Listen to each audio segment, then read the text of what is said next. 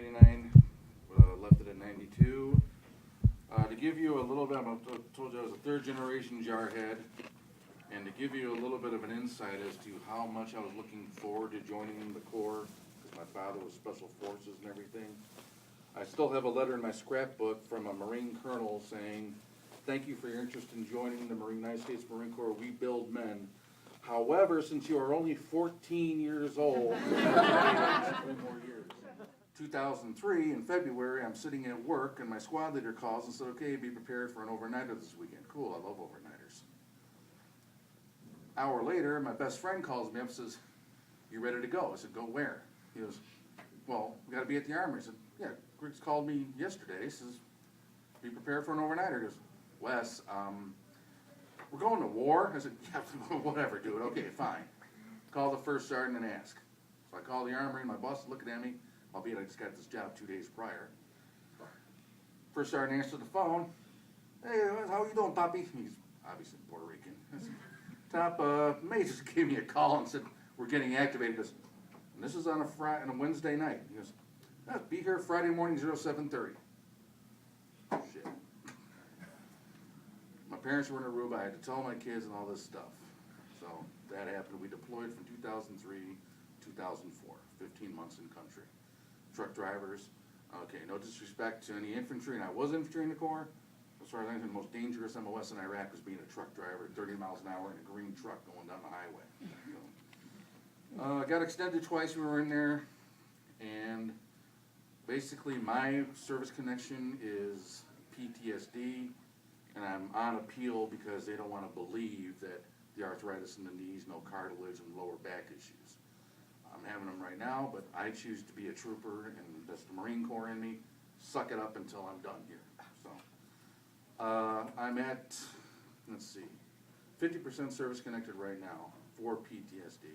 I started out at 30, wound up to 50, and now I'm on appeal for 100% unemployability. You don't want to believe the knees, because the problem a lot of us vets are handling is that when, I think we'd all agree who've been deployed, when we got home, when they said, "Okay, what's wrong with you? Do you have any problems?" And you got your family over there after 15 months with the car started ready to take you home. You know, I would say, "I have problems. Can I stick around and explain them to you?" We go home. 2 to 3 years later, I can barely get up. My back's hurting me. All these things. So when I already told you I was going to the Veterans VA for the PTSD, now I'm realizing I have to go to them with everything else, but it's just that much harder to prove to them that it was just service connected. But anybody knows the VA knows the paperwork, time, and everything else.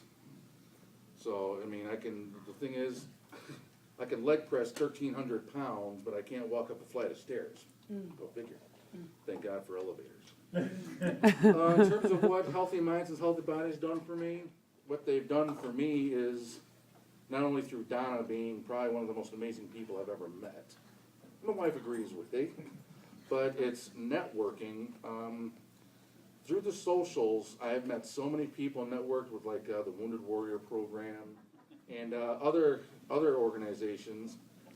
And last summer, I went through their water sports camp for a week, and then I went to the Valor Games, which just had inaugural this last summer, which I didn't compete in the powerlifting because I didn't want to embarrass anybody, so I'm going to get their ass next year. You better. Lift was 320. Give me a break. But anyway, all that was just for people coming to our Nesdra socials here just to speak about it. And had I not been to these socials, I never would have known about it. So when Luis and I go to these seminars, I've had at least 4 or 5 people sign up just when they looked at me and I told them about those 2 events I went to. One, we were put up in the Hilton, the Hyatt McCormick place for a week, free. That's a 5-star hotel, people. I'm military. I'm used to being in a tent. Other than the fact I'm not going to order a $20 cheeseburger from room service, it was a nice place. All expenses paid.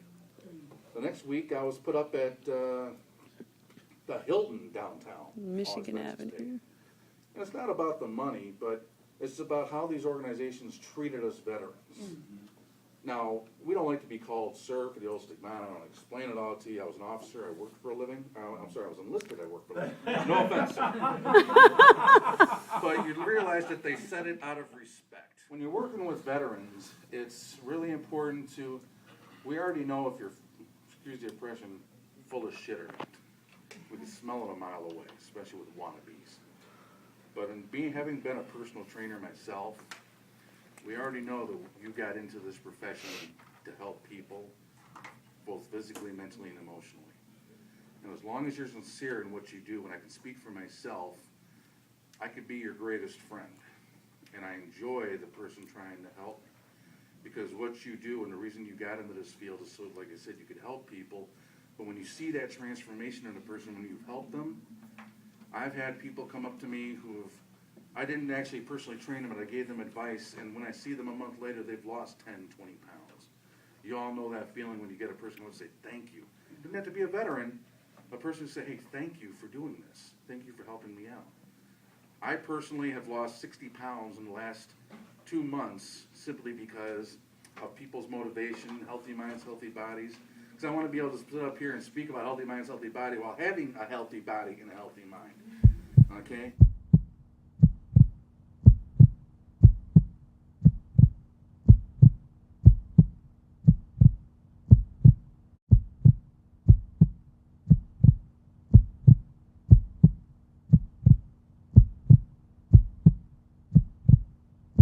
I ended up in service right around when I was 19. It was back in '82. Over that time, I spent a little over 16 years in service. Conflicts are Beirut, Lebanon, El Salvador, Ecuador, Philippine coup attempts, Desert Shield, Desert Storm, Desert Saber, LA riots, Somalia, and Bosnia. In 2000, I was doing antenna construction in a specified place in Camp Pendleton, California, which is by Santa Ana Fe, Nakiska, which is a very high security communications thing. And while putting in the antenna and applying a grounding rod, I hit a 100,000 volt underground distribution line.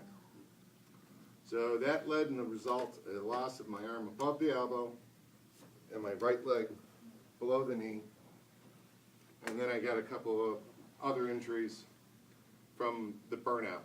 In other words, where it backed back up and was trying to cross back over. That was back in 2000.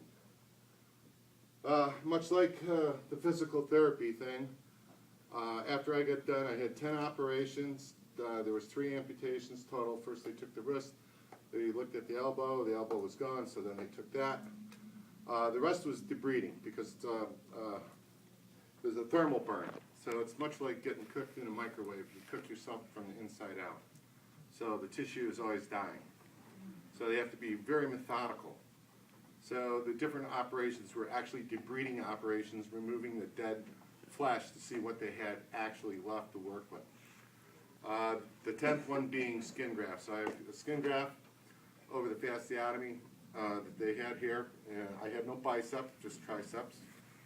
They took the pectoral major and detached it, wrapped it back up, and reconnected it to protect the artery.